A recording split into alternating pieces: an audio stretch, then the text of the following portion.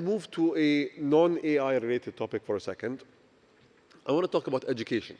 So today, knowing what you know, seeing what you see, and being at the cutting edge of this technology, what should people focus on when it comes to education? What should they learn?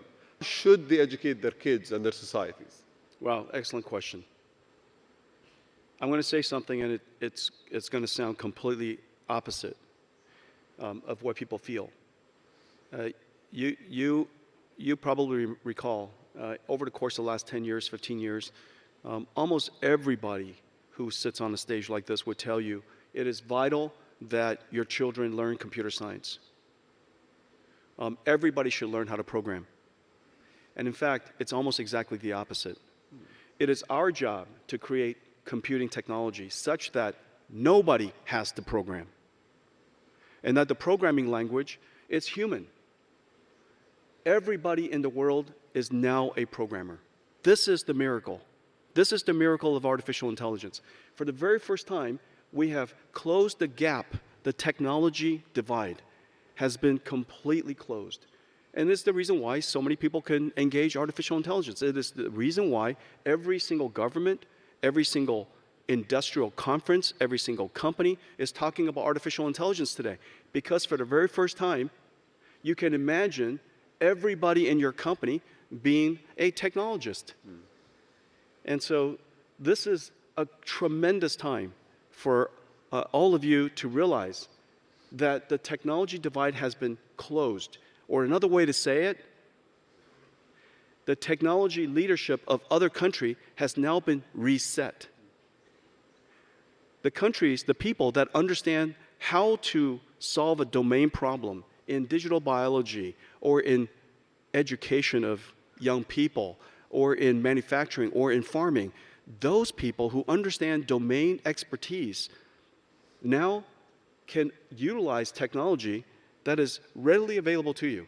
You now have a computer that will do what you tell it to do, to help automate your work, to amplify your productivity, to make you more efficient. And so I think that this is just a tremendous time. The impact, of course, is great, and your imperative to activate and take advantage of the technology is absolutely immediate, and also to realize that to engage AI is a lot easier now than at any time in the history of computing. It is vital that we upskill everyone, and the upskilling process, I believe, will be delightful, surprising, to realize that this computer can perform all these things that you're instructing it to do and doing it so easily. So if I was going to choose a major in university as a degree that I'm going to pursue, what would you give me as advice for something to pursue? If I were starting all over again, I would realize one thing, that one of the most complex fields of science is the understanding of biology, human biology. Not only is it complicated because it's so diverse, so complicated, so hard to understand, living and breathing, it is also incredibly impactful. Complicated technology, complicated science, incredibly impactful. For the very first time, and remember, we call this field life sciences.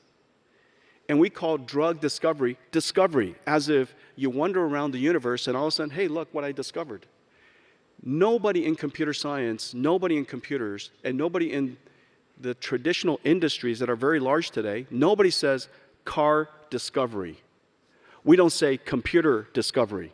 We don't say software discovery. We don't go home and say, hey, honey, look what I found today. This piece of software. We call it engineering. And every single year, our science, our computer science, our software becomes better and better than the year before. Every single year, our chips get better. Every single year, our infrastructure gets better. However, life sciences is sporadic. If I were to do it over again right now, I would realize that the technology to turn life engineering, life science to life engineering is upon us. And that digital biology will be a field of engineering, not a field of science. It will continue to have science, of course, but not a field just of science in the future. And so I hope that this is going to start a whole generation of people who enjoy working with proteins and chemicals and enzymes and materials, and they're engineering these amazing things that are more energy efficient, that are lighter weight, that are stronger, that are more sustainable. All of these inventions in the future are going to be part of engineering, not scientific discovery. So I think we can end with a very positive note. Hopefully we're going to enter an era of discovery, an era of proliferating a lot of the things that unfortunately today are challenges to us, whether it's disease, whether it's limitations in resources. Thank you so much, Jensen, for taking the time and being with us.